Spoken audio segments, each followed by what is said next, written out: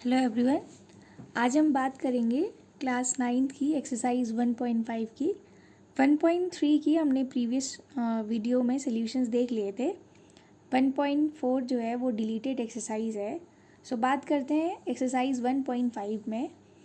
तो पहला क्वेश्चन आपसे बोल रहा है classify the following number as rational and irrational. आपको ये नंबर्स दिए गए हैं, इन्हें क्लासीफाई करना है एज रेशनल और इरेशनल। जैसे कि हमें पता है कि जितनी भी आपकी नॉन परफेक्ट स्क्वायर नंबर्स होते हैं वो आपके इरेशनल होते हैं।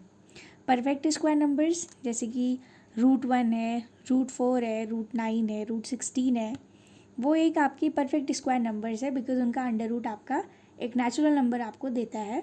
तो उनके अलावा जो भी नंबर्स हैं वो आपके इरेशनल नंबर्स में आते हैं। तो पहला क्वेश्चन आपको बोल रहा है 2 - √5।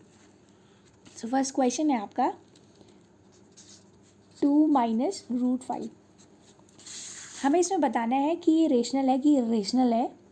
सो फर्स्ट अगर हम बात करें तो आपको पता है कि √5 जो है एक क्या है, नॉन परफेक्ट स्क्वायर नंबर है और ये क्या है, एक इरेशनल नंबर है। बट 2 जो है वो रेशनल नंबर है।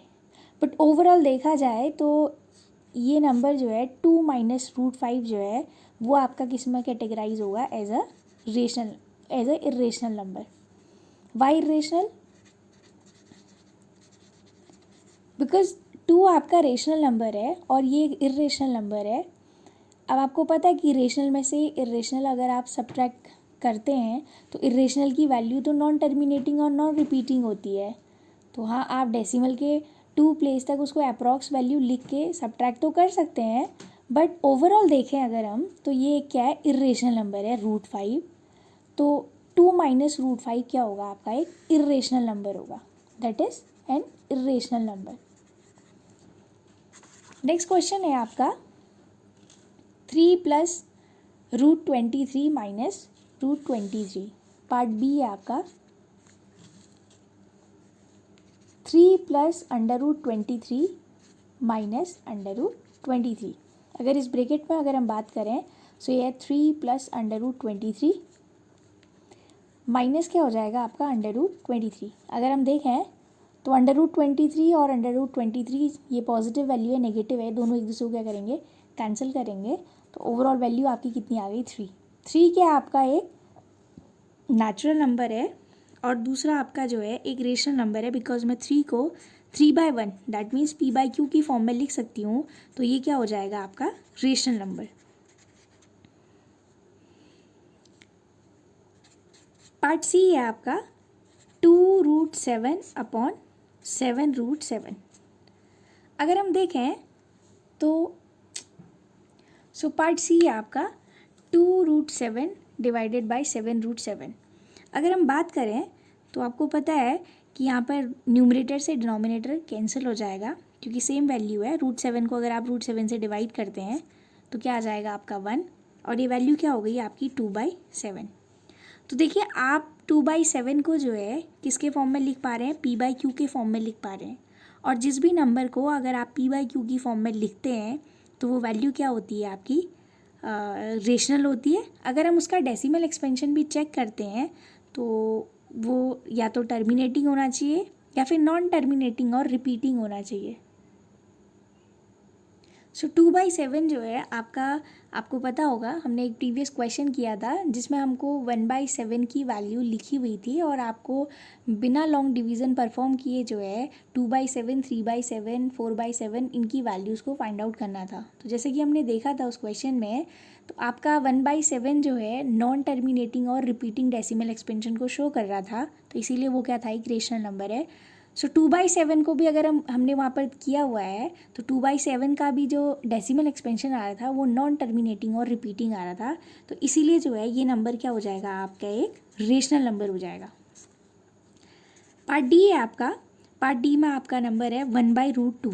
अगर आप देखते हैं तो √2 जो है वो क्या है, एक इरेशनल नंबर है और आपने इसको न्यूमरेटर अपॉन डिनोमिनेटर के टर्म में तो रिप्रेजेंट किया हुआ है 1। हालांकि एक आपको पता है कि 1 जो है रेशनल नंबर है, बट आपने रेशनल को डिवाइड किया है रेशनल से। सो ओवरऑल वैल्यू जो है वो क्या रहेगी आपकी, इरेशनल। बिकॉज √2 जो है वो आपका कैसा नंबर है, एक इरेशनल नंबर है। पार्ट ई है आपका 2π।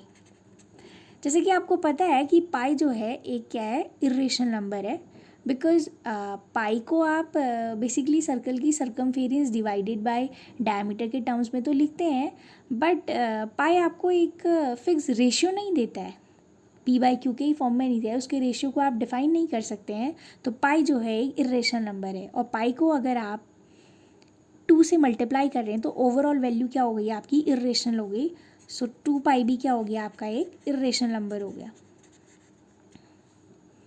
नाउ क्वेश्चन नंबर 2 है आपका, simplify each of the following expressions. आपको इन एक्सप्रेशंस को सिंप्लीफाई करना है। पार्ट ए है आपका, क्वेश्चन नंबर 2 है आपका, और उसका फर्स्ट पार्ट है 3 + √3 × 2 + √2।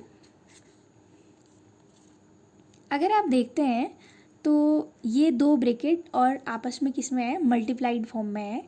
तो हम लोग एक तो ऐसा कर सकते हैं कि आप लोगों ने जो है छोटी क्लासेस में डिस्ट्रीब्यूटिव प्रॉपर्टी के बारे में पढ़ा हुआ है। सो डिस्ट्रीब्यूटिव प्रॉपर्टी अगर हम इसमें लगाते हैं तो आपको पता है फर्स्ट में जो 3 है वो इस ब्रैकेट के संग मल्टीप्लाई होगा, एंड देन √3। सो अगर हम इसको दिखाएं तो 3 2 + √2 एंड प्लस √3 2 + √2। मैंने क्या किया यहाँ पर, मैंने सिंपल सा डिस्ट्रीब्यूटिव प्रॉपर्टी लगाई। ये 3 फर्स्ट ऑफ ऑल इस ब्रैकेट से मल्टीप्लाई होगा, एंड देन प्लस, बिकॉज इसमें प्लस का साइन है, और फिर ये आपका √3 जो है इस ब्रैकेट के संग मल्टीप्लाई होगा। तो ये आपकी डिस्ट्रीब्यूटिव प्रॉपर्टी है। क्लास 8th में आपने इसके बारे में डिटेल्ड वे में पढ़ा हुआ है। अब आप देखिए ब्रैकेट से अगर ये मल्टीप्लाई होगा, सो अगेन इसमें आप डिस्ट्रीब्यूटिव प्रॉपर्टी यूज़ करेंगे। सो फर्स्टली 3 से 2 मल्टीप्लाई होगा तो वैल्यू आएगी 6 + 3 √2 प्लस 2 को अगर आप √3 से मल्टीप्लाई करते हैं तो ये क्या आएगा 2 √3 प्लस क्या होगा आपका √3 × √2। सो √3 × √2 अगर आप करते हैं तो दोनों वैल्यूज़ आपकी अंडर रूट में है, और 3 से 2 मल्टीप्लाई होगा बिकॉज दोनों की पावर क्या आपकी हाफ है, और पावर क्या है, सेम है। आपने laws of exponent and power में पढ़ा हुआ है। जैसे देखिए अगर मैं बात करूं तो √3 का मतलब क्या है, √3 का मतलब 3 टू द पावर हाफ है। आपको इसको मल्टीप्लाई करना है 2 to the power half, because ये क्या वैल्यू है आपकी √2, ये है और ये, हम इन दोनों को मल्टीप्लाई कर रहे हैं डिस्ट्रीब्यूटिव प्रॉपर्टी लगा के। तो अगर आप देखते हैं लास्ट ईयर आप लोगों ने क्लास 8th में laws of exponent and power पढ़ा हुआ है, तो आपको पता है कि इस वक्त जो है आपका बेस क्या है, डिफरेंट है, बट पावर दोनों की क्या है, सेम है। अगर बेस डिफरेंट और पावर सेम होती है तो आपको पता है कि बेस आपस में मल्टीप्लाई होते हैं और होल पावर आपकी क्या आ जाएगी, क्योंकि वो पावर क्या है, कॉमन पावर है, दोनों में प्रेजेंट है, वो सेम पावर है। तो हम इसको लिखेंगे 3 × 2 whole to the power half. अब आपको पता है 3 × 2 क्या होता है 6, और 6 टू द पावर क्या हो जाएगा हाफ, और किसी भी नंबर की पावर हाफ का मतलब होता है अंडर रूट। सो ये वैल्यू क्या आ गई आपकी √6। तो √3 × √2 किया आपने तो वैल्यू क्या आ गई आपकी √6। अब आप देखिए 6 आपका एक रेशनल नंबर है, 3 √2 क्योंकि √2 आपका इरेशनल है, √3 भी इरेशनल है, √6 भी क्या आपका इरेशनल नंबर है, बिकॉज ये नंबर्स आपके नॉन परफेक्ट स्क्वायर नंबर्स हैं। तो ये ओवरऑल जो एक्सप्रेशन आया जब आपने इसको सॉल्व किया सिंप्लीफाई करके, सो ये ओवरऑल एक्सप्रेशन क्या बना आपका एक इरेशनल, क्योंकि आपको पता है कि आप कभी भी रेशनल नंबर के साथ इरेशनल नंबर को ऐड नहीं कर सकते हैं। सो ये ओवरऑल जो वैल्यू होगी ये क्या आ गई आपकी एक इरेशनल आ गई। नाउ पार्ट बी में आपका 3 + √3 नेक्स्ट ब्रैकेट 3 - √3। अगर आप देखते हैं तो आपने क्लास 8th में एलजेब्रा में एलजेब्रिक आइडेंटिटीज़ पढ़ी हुई हैं। अगर आपको वो ध्यान में हो तो ये नंबर इसमें जो ये जो एक्सप्रेशन आपको दिया गया है, तो अगर हम इसे कोरिलेट करें तो ये क्या आ रहा है a + b × a - b, और आपको पता है वो आइडेंटिटी क्या होती है a² - b²। देखिए अगर ये a है ये b है, so this is a + b and another one is a - b। So a + b × a - b that will be a² - b²। ये तो आपका क्या हो जाएगा, जो आपने अलजेब्रिक आइडेंटिटी पढ़ी हुई है आप उसको भी यहाँ पर अप्लाई कर सकते हैं। बट अगर नहीं करना है आप, तो जो हमारा प्रीवियस क्वेश्चन था आप उसके अकॉर्डिंग डिस्ट्रीब्यूटिव प्रॉपर्टी लगा के इसको क्या कर सकते हैं, ओपन कर सकते हैं।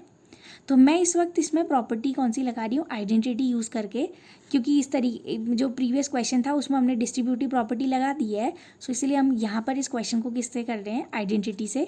तो आप देखिए 3 + √3 3 - √3, यहाँ पर a कौन है आपका 3 है और b क्या है आपका √3 है। सो रिजल्ट क्या होता है आपका ए स्क्वायर माइनस बी स्क्वायर। तो ए कौन था आपका 3 था, सो 3 स्क्वायर माइनस बी इज √3 है। अब देखिए आपको पता है 3 का जो स्क्वायर होता है वो क्या होता है 9। किसी भी नंबर की पावर का मतलब होता है आप उस नंबर को उतने टाइम्स क्या कर रहे हैं, मल्टीप्लाई कर रहे हैं। अगर यहाँ 3 का स्क्वायर लिखा है सो दैट मीन्स आप 3 को 2 टाइम्स मल्टीप्लाई कर रहे हैं। सो 3 3 जा क्या हो जाएगा आपका 9, तो हमने 9 लिख दिया। माइनस ये आया आपका √3 होल स्क्वायर। आपको पता है स्क्वायर से अंडर रूट कैंसिल होता है।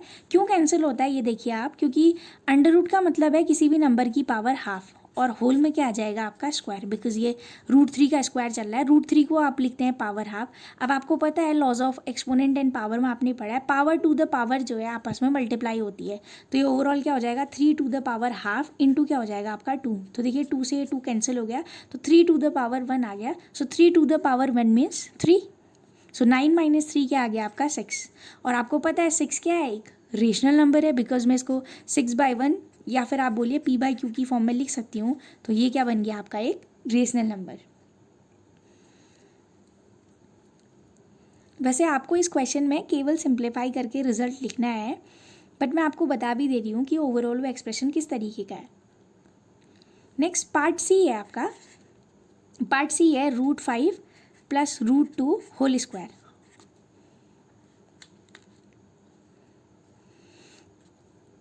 आपने एल्जेब्रिक आइडेंटिटी पढ़ रखी है a plus b whole square. a plus b का होल स्क्वायर आपने पढ़ा हुआ है। अगर मैं उसको लिखूं तो a प्लस बी का होल स्क्वायर क्या होता है आपका a square plus b square plus क्या होता है 2ab होता है। आप इसमें ये भी आइडेंटिटी अप्लाई कर सकते हैं। अदरवाइज आप क्या कर सकते हैं, इस पर आपको पता है किसी भी नंबर की पावर का मतलब होता है आप उसको उस नंबर को उतने टाइम्स मल्टीप्लाई कर रहे हैं। सो आप इसको सिंप्लीफाई करके ऐसे भी लिख सकते हैं कि √5 इंटू प्लस √2 ब्रेकेट √5 प्लस √2।